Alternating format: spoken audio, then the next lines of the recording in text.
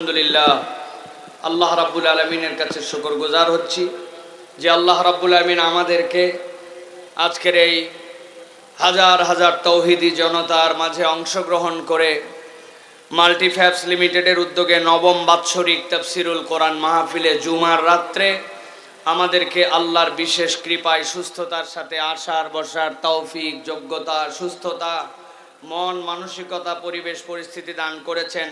সে আল্লাহ রাব্বুল আলামিনের কাছে আমরা সর্বাগ্রে কৃতজ্ঞ হচ্ছি। আল্লাহর শেখানো বাক্যে সকলে পড়ছি কালেমাতুশ শুকুর।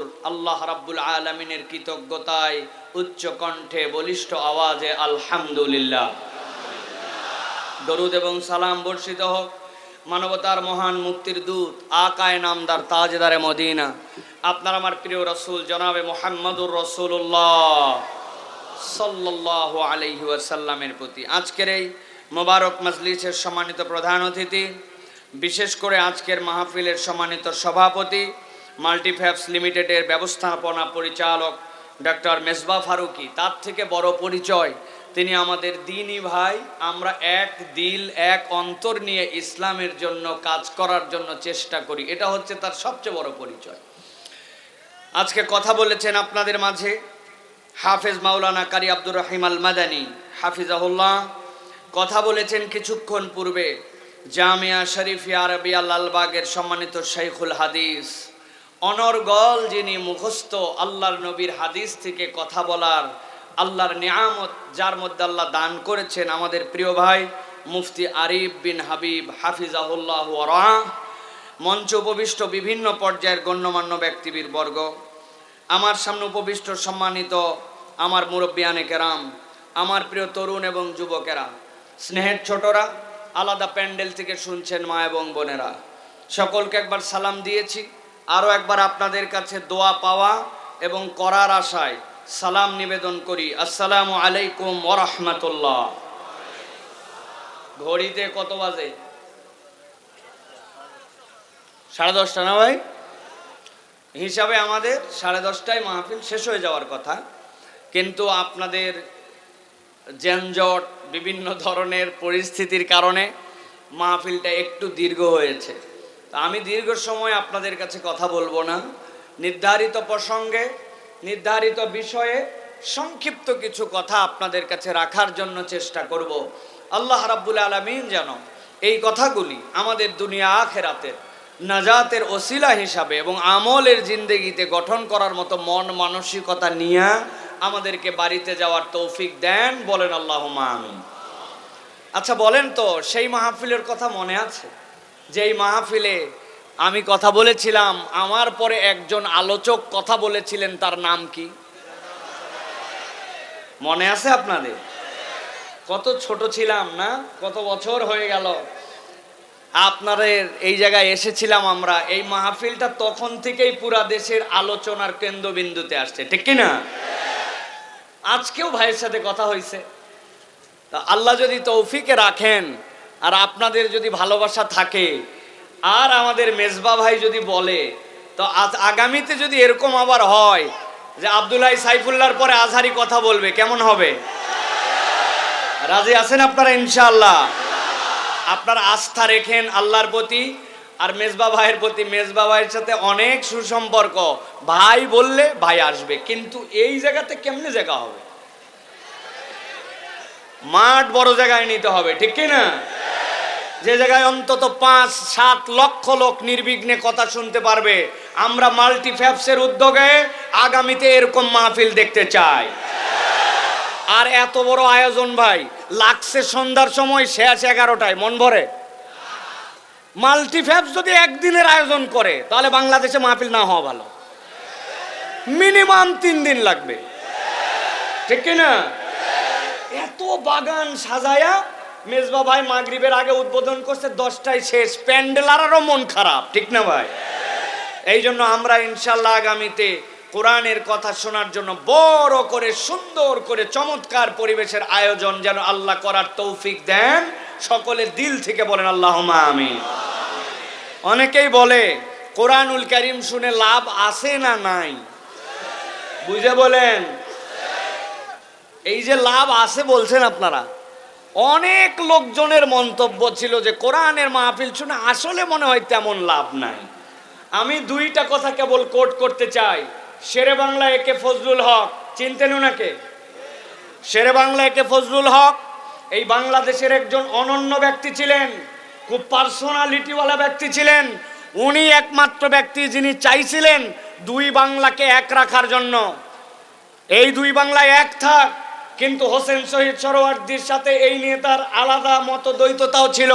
কিন্তু যখন দেখেছেন ওই পারের দাদাবাবুদের ভক্কর চক্কর মতাদর্শ ভালো না, তখন তিনি নিজের এই অহমিকাকে বিসর্জন দিয়ে আমাদের এই বাংলাদেশকে স্বাধীন করার জন্য আলাদা করে তিনি তখন চেয়েছিলেন। সেটা 1947-এর ঘটনা। মূল কথা সেইটা নয়, মূল কথা তার একটা বক্তব্য আছে। তিনি বলেছিলেন, আমি বাংলাদেশের পক্ষ নিয়ে যখন চলবো, তখন তোমরা যদি দেখো যে ওই পারের দাদাবাবুরা আমার কোনো কাজের সমালোচনা করে, বিরোধিতা করে, তাহলে বুঝবে আমার চলার রাস্তা ঠিক আছে।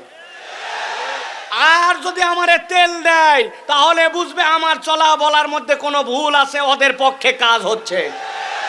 আমি এই কথার আলোকে বলতে চাই, ইসলামের বিপক্ষে যারা, কোরআনকে সহ্য করে না যারা, আলেম ওলামাকে পছন্দ করে না যারা, তারা যখন মাহফিলের বিরুদ্ধে কথা বলবে, মাহফিল করলে তাদের গা জ্বলবে, আজহারির মাহফিলে লাখ লোক হলে তাদের অন্তরে জ্বলবে। যতদিন জ্বলা থাকবে বুঝবেন ততদিন মাহফিল দ্বারা লাভ হয়। আর যখন দেখবেন জ্বলা বন্ধ, তখন বুঝবেন মাহফিলে বোধহয় লাভ কমে গেছে। কথা পরিষ্কার? আর দুই নম্বর একটা জিনিস মনে রাখতে হবে ভাই, আল্লাহ রাব্বুল আমিন এই যে আমাদেরকে কোরআন দিলেন, এই কোরআনের মূল টার্গেট আপনার আমার চেতনা এবং আপনার আমার অন্তরে পরিবর্তন। মানুষের অন্তরে পরিবর্তন না হলে, চেতনায় পরিবর্তন না হলে, নৈতিকতায় পরিবর্তন না হলে প্রকৃত পরিবর্তন হয় না। কথা ঠিক কিনা? আল্লাহ রাব্বুল আমিন কি বলছেন খেয়াল করেন। আল্লাহ রাব্বুল আমিন বলছেন, بل نقذف بالحق على الباطل فيدمغه فإذا هو زاهق ولكم الويل مما تصفون।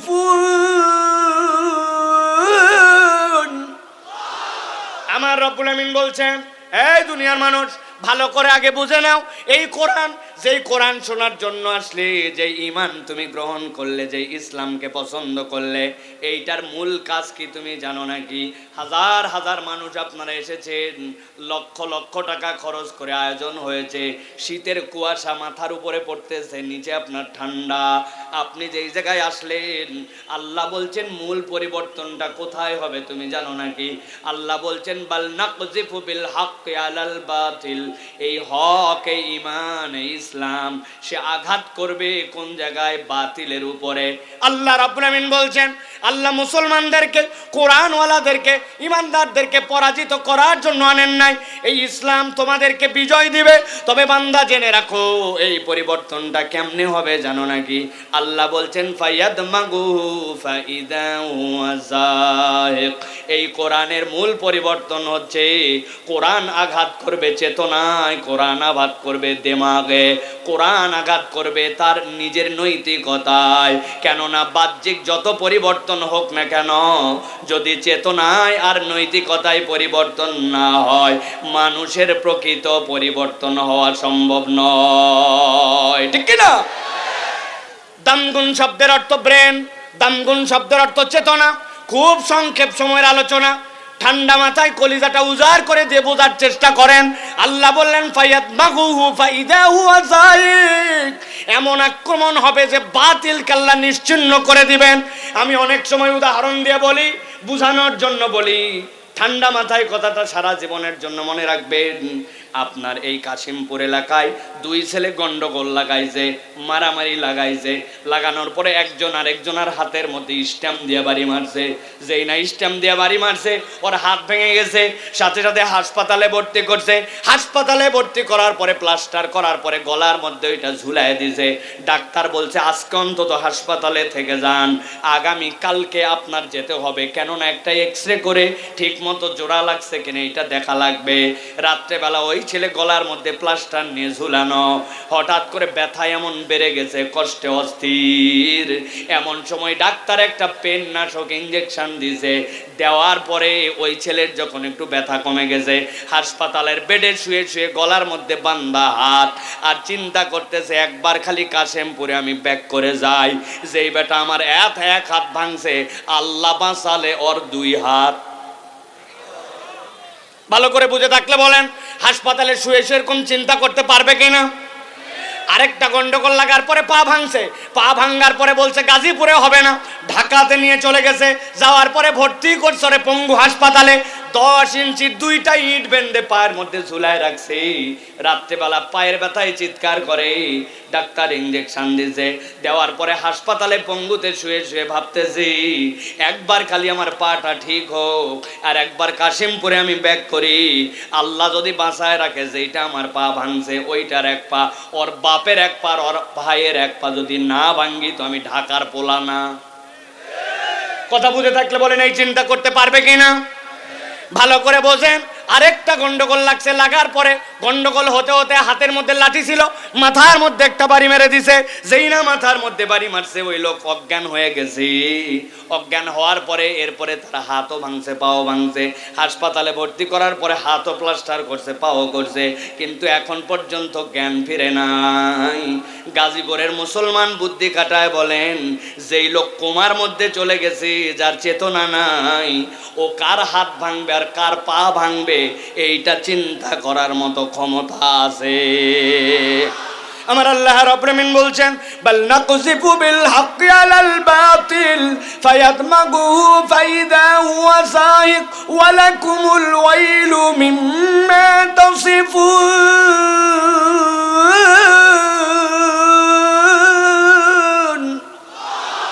এই দুনিয়ার মানুষ, কোরআনের পরিবর্তনের জায়গাটা কোথায়? তুমি উপরে উপরে ফাপড় মারো, দুর্নীতিকে না বলুন, অমুককে না বলুন, কাজ হবে না। আল্লাহ বলছেন বাল নাকযিফু বিল হাক্কি আলাল বাতিল, এই কোরআন তো আঘাত করবে ওই জায়গাতে, তার চেতনাকে পরিবর্তন করে দিবে।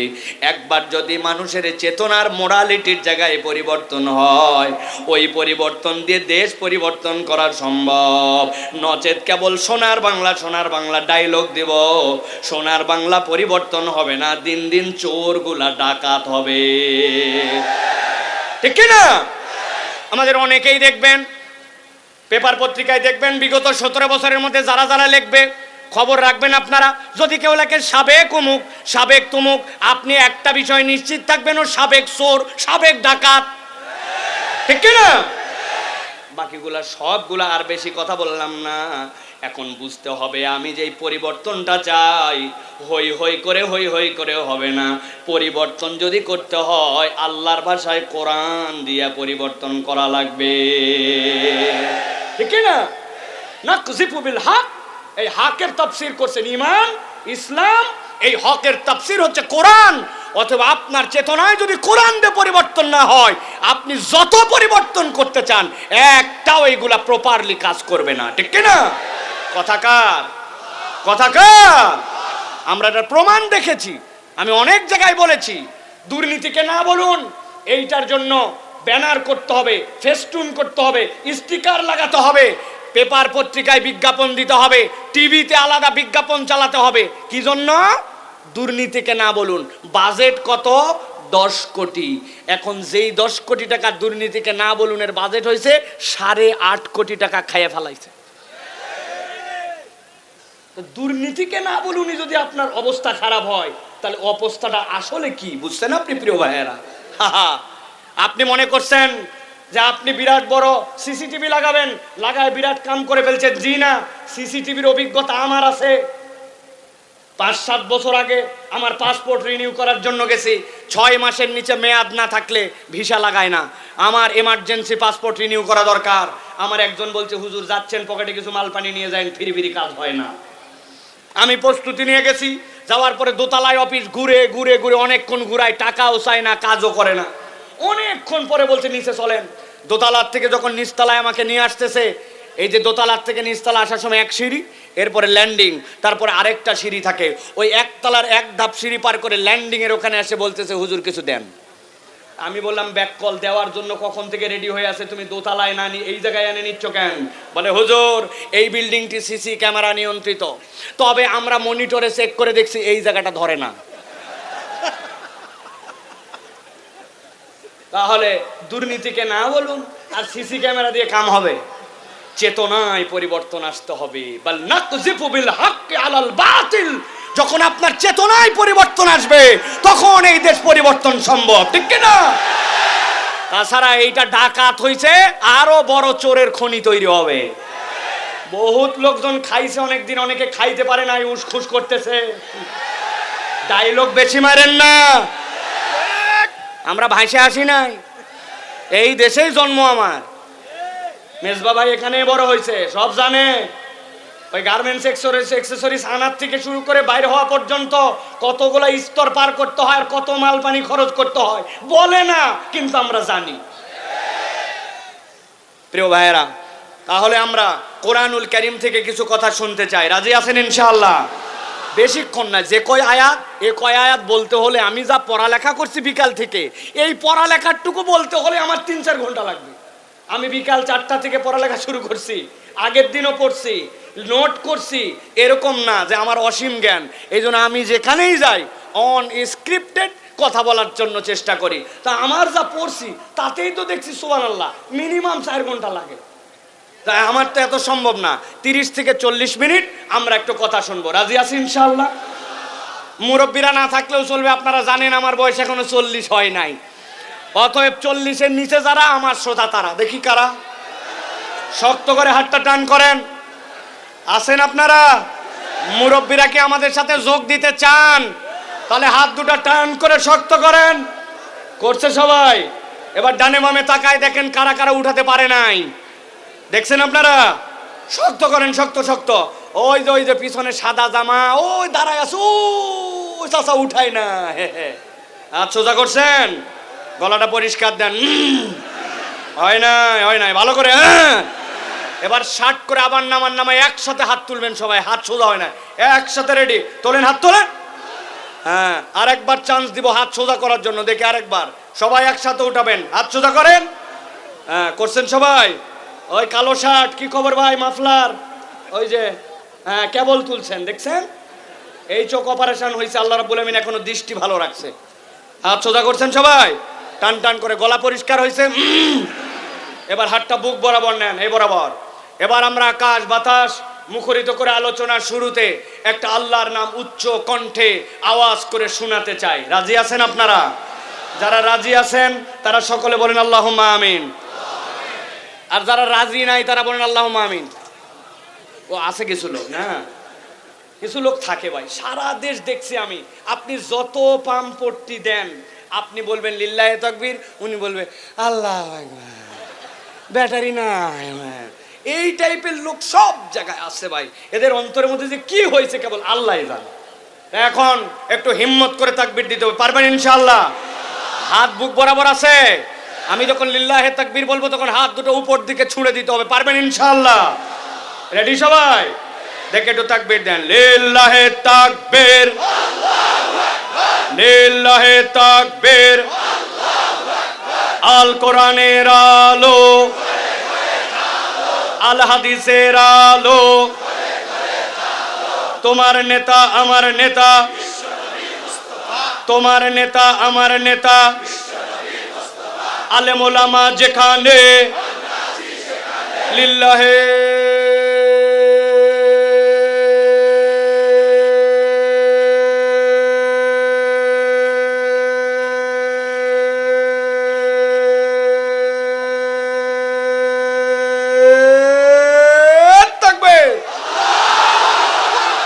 আলহামদুলিল্লাহ। হাত নামান। শয়তান আছে আর কোনাবাড়ি পার, ঠিক কিনা? কারণ আল্লাহু আকবারের স্লোগান শয়তান পছন্দ করতে পারে না। এই জন্য আল্লাহু আকবারের স্লোগান যাদের পছন্দ হয় না, বুঝবেন এরা শয়তানের খালাতো মামাতো ফুফাতো ভাই। আল্লাহু আকবারের স্লোগানের সাথে যাদের সম্পর্ক নাই, তাদের সাথে বাংলার মুসলমানের কোনো সম্পর্ক নাই। রাজি তো?